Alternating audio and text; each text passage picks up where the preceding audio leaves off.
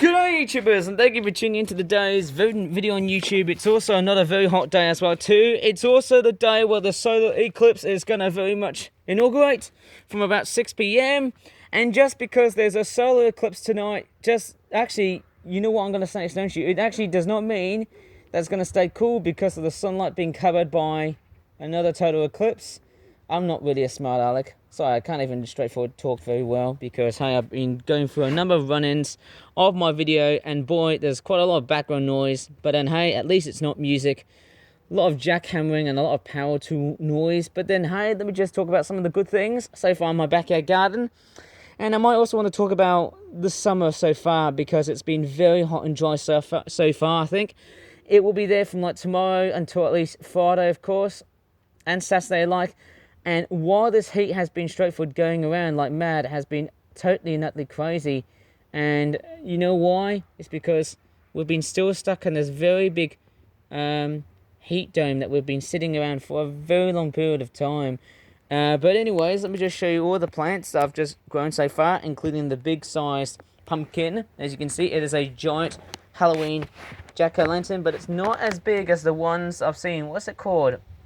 It's not the big sized pumpkins. Are literally I don't know what they're called again. Are they like the giant varieties, the colossal varieties that you just can't carry by hand, but you have to use something else?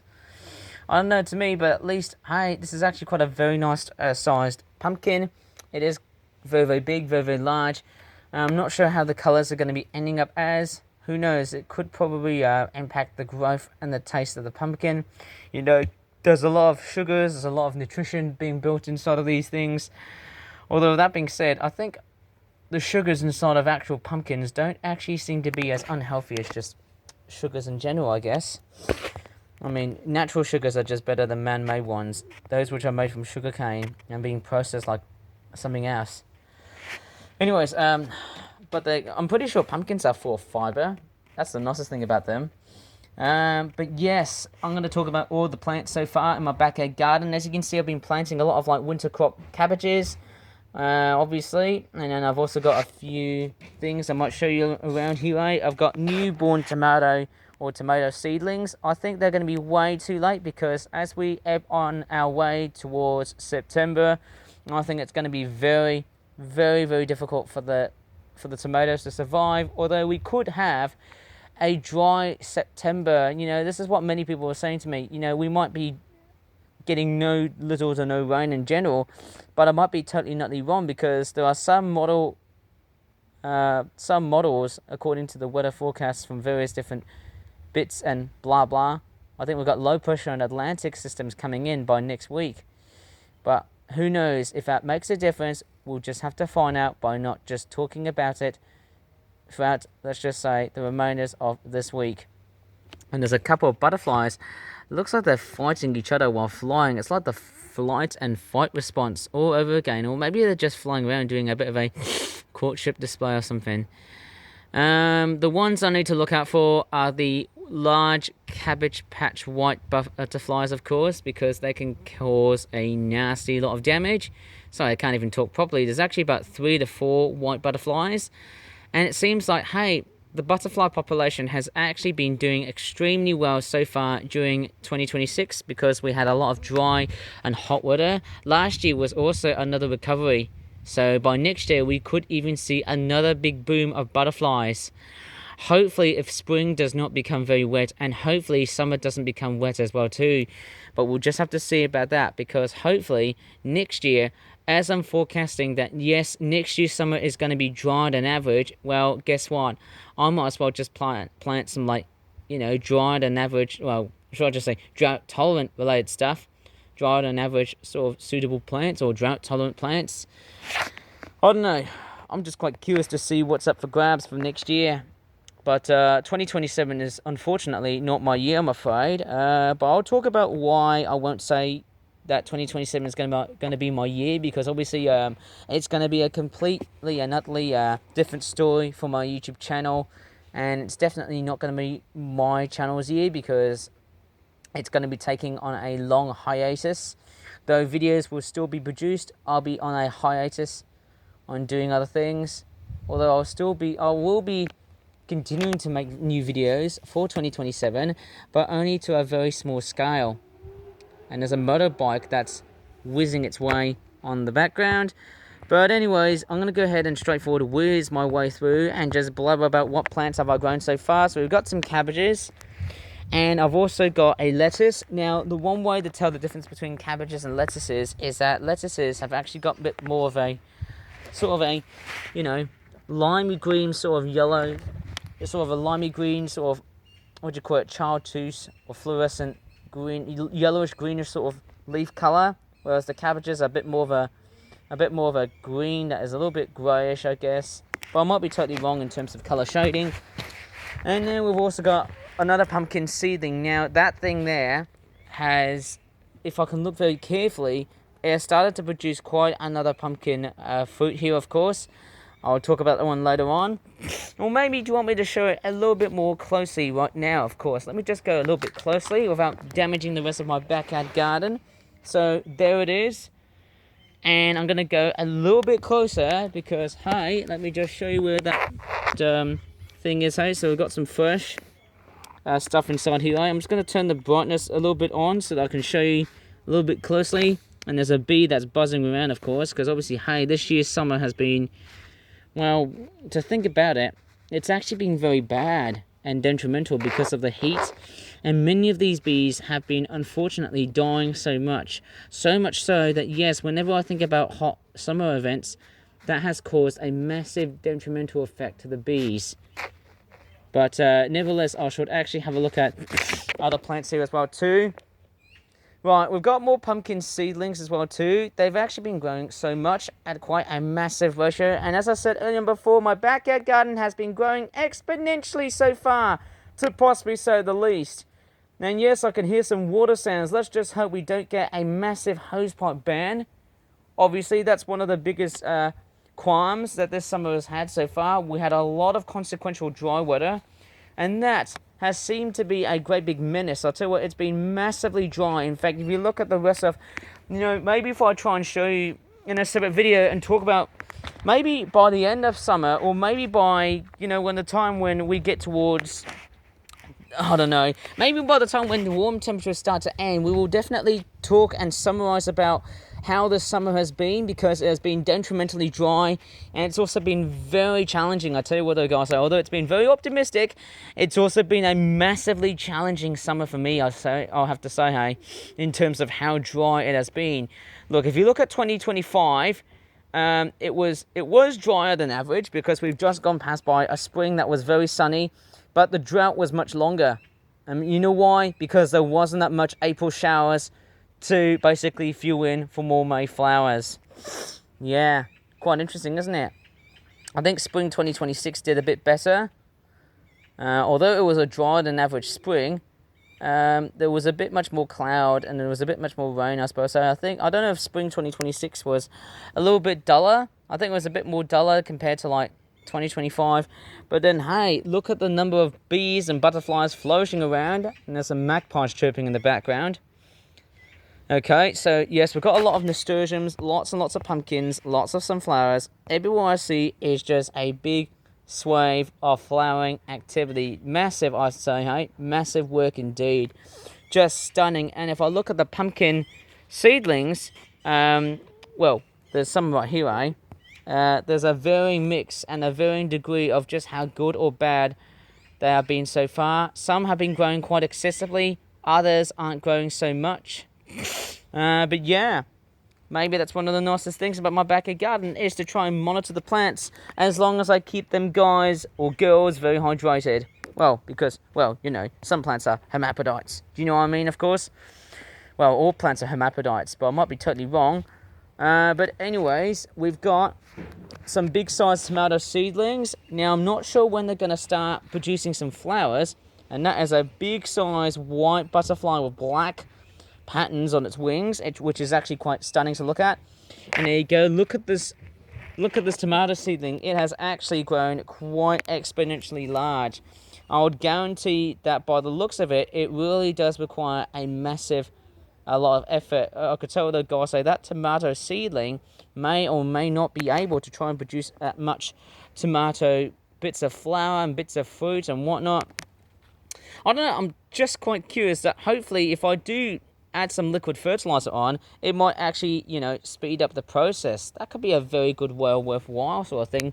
And yes, look at the number of butterflies around my area. There's about 3 to 4 white butterflies, which is just so stunning. The ones with the black wing tips on it are the ones which are fairly common and very frequent across my backyard gardens.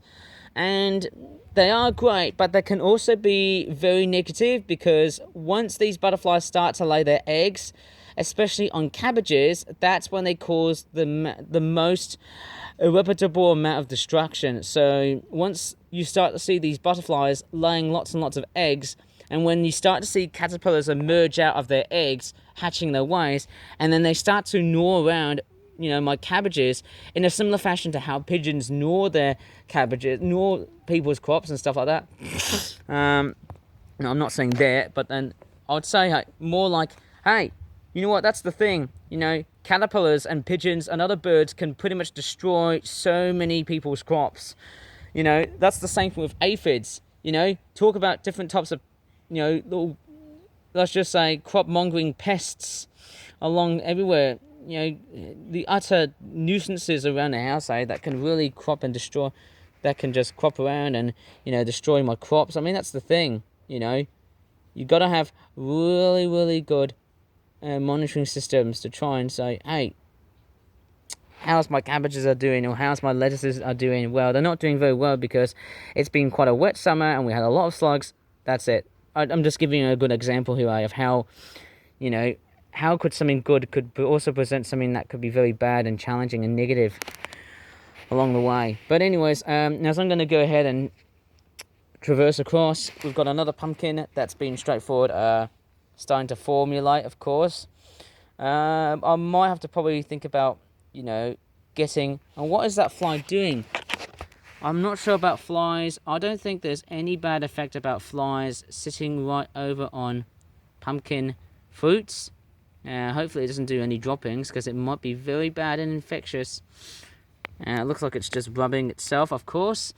Yes, I'll tell you what, the hot weather has been very much a big challenge for the pumpkins. I do have to add water once or twice a week. Of course, I do have to be very aware about the hot weather, and I'll try and add a second coat of water so that the pumpkins stay very hydrated throughout the rest of today, tomorrow, Friday, and also, of course, until the weekend. I'm not sure about next week, because I'm just too skeptical about using weather forecasts and whatnot.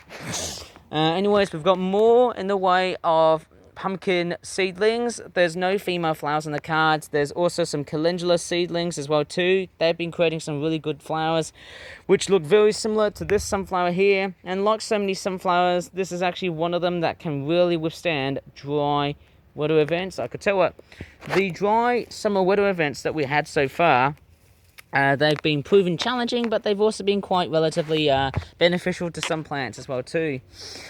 But anyways, let me just take a look at some of the other plants. We've got, yes, a cornflower seedling, which has decided to sprout out some of their blossoming flowers. Some of them have started to really work their way through. I could deadhead them, but I'm actually not going to, since these guys have came out relatively later than usual.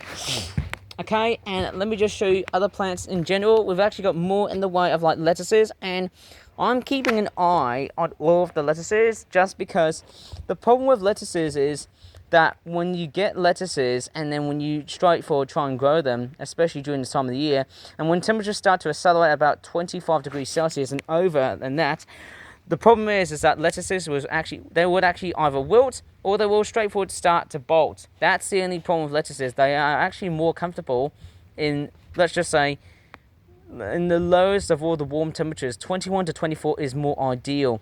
But at least I'm straightforward planting them in the shade. So that's really good to know. You know, I'm trying to put these guys into the deeper areas of shade just because it makes them a lot much more, you know, sweeter and somewhat nicer in terms of taste. And let me go down. Of course, we've got more cabbages, as I said earlier before. Sorry, these are actually pumpkins, and the calendulas, of course, and various other plants alike. But let me just move around and just show you what other plants I've grown so far. We've got more calendulas. I've also been trimming down quite a lot of nasty weeds. You know, a lot of like spiky thorns as well too. They've been getting all over in the place. And what is that? Is that calendula looking like it's getting burnt? Or something like that? That's not a very good look. And yeah, that is a massive detriment. You know, seeing plants that have just got themselves charred, it's a very big concern. I'm not seeing any female flowers at the very moment, to possibly say the least. I'm seeing lots and lots of like pumpkin flowers, lots of male pumpkin flowers. I could plant something like butternut squash, which in a sense is going to be very similar to pumpkins, but then hey, they are very different types of gourds. Or should I just say, they are very totally different types of gourds, because I need to sound fluent, but then at the same time, I can't be an absolute smileark and just say, hey, I can speak fluently as much as I want. I'm not really that great at speaking fluently, just because, you know, I'm not even a dictionary. But then, yes, I am a dictionary, because as contradictory as this sounds, I can't even straightforward brag about the fact that I can just straightforward know about everything. But anyways, yes, without being too skeptical here and somewhat sarcastic, sorry, I have to rant here, eh? But anyways, let me just go ahead and show you some of the other plants I've grown so far. There is, of course, a big-sized tomato plant, or tomato plant. As you can see, I'm not seeing in the way of ripening. I can't see any bits of ripening around here. And there's a robin who has decided to fly. And this robin here is actually transitioning from being a teenager to an adult robin, which is actually very, very nice. So as we end summer, well, not yet in particular because it's very hot there, we can see a European robin. I think that there is molting its front feathers on its head, which is nice to know. And yeah, that's actually very nice. You can see that this bird is becoming more of a young adult. Strange enough, it has totally ostracized its, well, you know, its nesting area, because obviously it was once a chick. And yes, once it has left, I would say he or she, I suppose, say, once this bird has left the nest along with the family that it was once, used to be, of course. And yeah, I've just had to stand up because, yes, yeah, it just got spooked because I have to really stand up because my legs are aching. But anyways, yes, we've got more in the way of sunflowers and pumpkins. And I'll tell you what, the sunflowers have been actually a lot much more fairly resilient to the heat than it is with the pumpkins. You know, when I think about pumpkins, they are very water dependent, as always, as per usual. I can really relate to them. You know, pumpkins are like humans. They really depend on a lot of water, you know. Just because you're drought tolerant like that sunflower doesn't exactly mean you're going to be very much surviving that much in the way of water deficiency. Ow. And there's a lot of like nasty shrubs and things like that. We've got more calendulas. I could probably put more fertilizer, but then that wouldn't really straightforward help. I believe that could be an autumn blossomer. Seeing that, of course.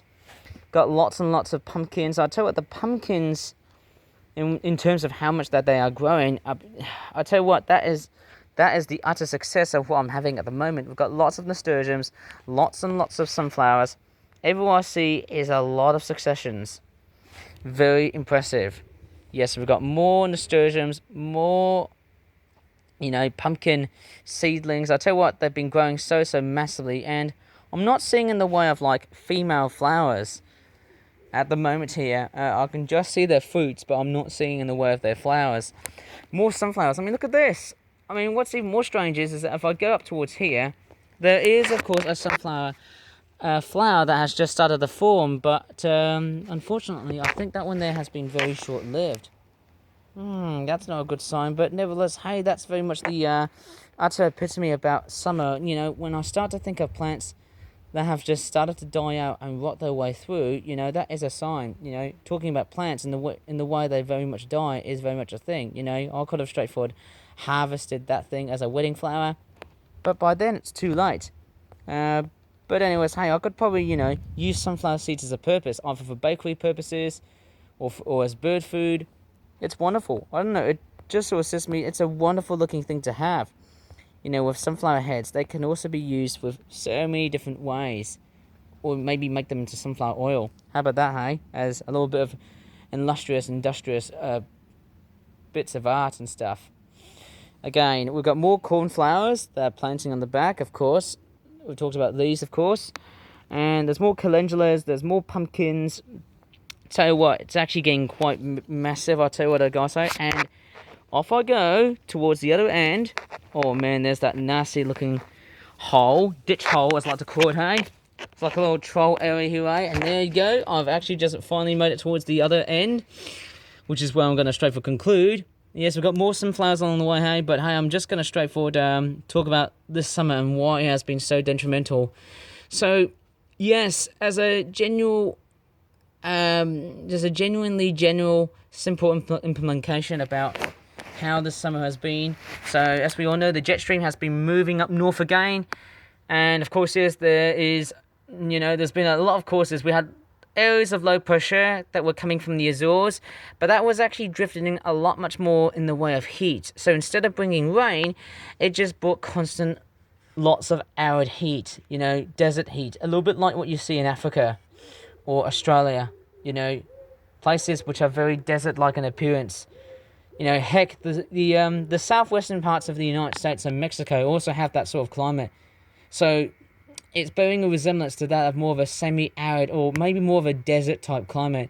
And I think that's what I'm probably going to do by next year. So instead of transforming into a fertile land, next year I might as well just transform it into more of a drought-tolerant sort of garden to replicate of what summer is going to be like next year. It doesn't have to be perfect because when it rains, it won't really have to matter at that time, given of how much time I might be able to try and make my backyard garden as great as it is. I mean, I won't include cactuses unless if they I wouldn't probably put cactuses unless if they are planted outside or not. I wouldn't suggest about planting cactuses outside because they may not be that safe, but who knows, I could probably think about buying some cactuses and probably planting them outside just because they're drought tolerant.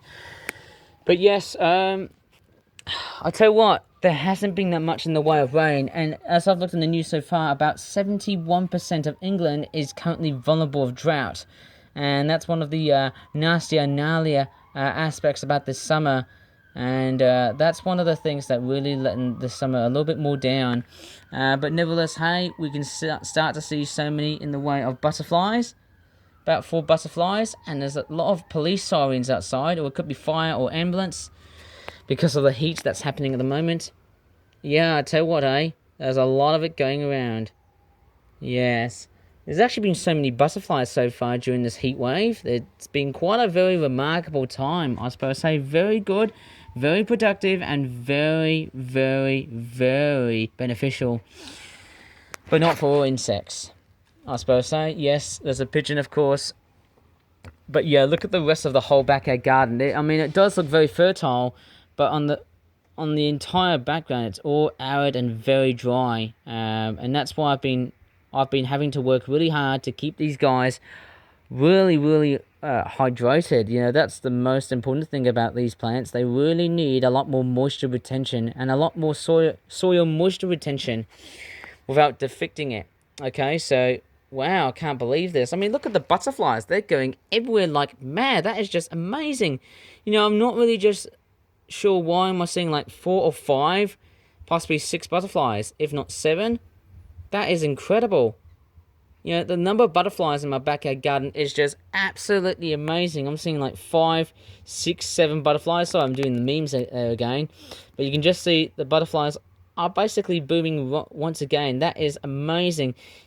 Just a massive improvement for butterflies over the last couple of years so far. I'm just hoping we get to see more butterflies next year. Just because, who knows, maybe next year's summer is going to be a dry, weather sort of summer event. I think. I might have to plant rudbeckias, cornflowers. I might have to probably plant anything that's drought tolerant. That's the only big challenge. But anyways, yes, I'm going to leave this video right here. It's been a relatively wonderful chat about this summer, and I really do enjoy it so far. So good because, yeah. I mean, it's not always perfect, but then, hey, of course, I do have to look at the good sides, but then also reflect on the bad sides because there's been some genuine consequences about this summer having one of the driest Julys on record, and also the very first time May has broken the temperature record, and also June as well. It is just so scary of what next year's summer could potentially be like. It could be another record-breaking heat wave by next year's summer. It could be another dry spell event. I don't know, I'm just thinking we might get the driest June on record. You know, that just sort of says to me of how summer of 2027 is going to be shaping like, after looking at what this summer has done. I mean, don't be fooled. Just because we may have a very wet winter doesn't exactly mean we get a wet spring and a nice wet summer and everything else in general. I mean, the UK is very erratic. You know, that's the problem. You know, it's not just the UK. We've also got other parts of Europe that have been burning so far. I mean, look at France. Look at Spain, Portugal, 40 degrees Celsius across Italy and Greece. And, you know, Turkey, they have been suffering from such unbearable heat waves. You know, that is a major problem. Part of me is thinking, do I really need to move up north just because of this unprecedented situation that we're having at the moment? No, I don't have that much time. Because you know why? I've still got my parents around me. And the other thing is, I don't have that much affordability to straightforward, you know, go up to places in which I can escape the heat. I just don't have that luxuriousness just to really get away from it. You know, I can't do that just because I haven't got that much in the way of revenue and things. I'm very sorry I have to rant here. But yes, this summer has been very impressive, but also very consequential and dire, because obviously we had a lot of dry weather, and it's also overwhelming a lot of water shortages, a lot of water supplies from like reservoirs, rivers, lakes, etc. and things like that. That has been a major, you know, it's like a double-edged sword. You know, that sort of whiplash that we had has just been utterly unprecedented. And as unprecedented as this sounds, this trend is going to pretty much stick around into next year as well. That's what I'm guessing. Hopefully by next week we will get some wet weather, of course, but we don't know exactly how wet it will be. Maybe not, but we'll just have to see how it's like. I don't know, it's going to be really tricky to pinpoint how this summer is going to be like after doing a lot more things like that. So I'm just going to leave this video right here. If you really enjoyed it, please give this video a very good like, subscribe for that videos in the future, and until next time, also keep an eye out for that solar eclipse that's also going to be happening tonight at around 6 PM as well. Okay, that's it for this video. As always, thanks so much for watching, and goodbye for now.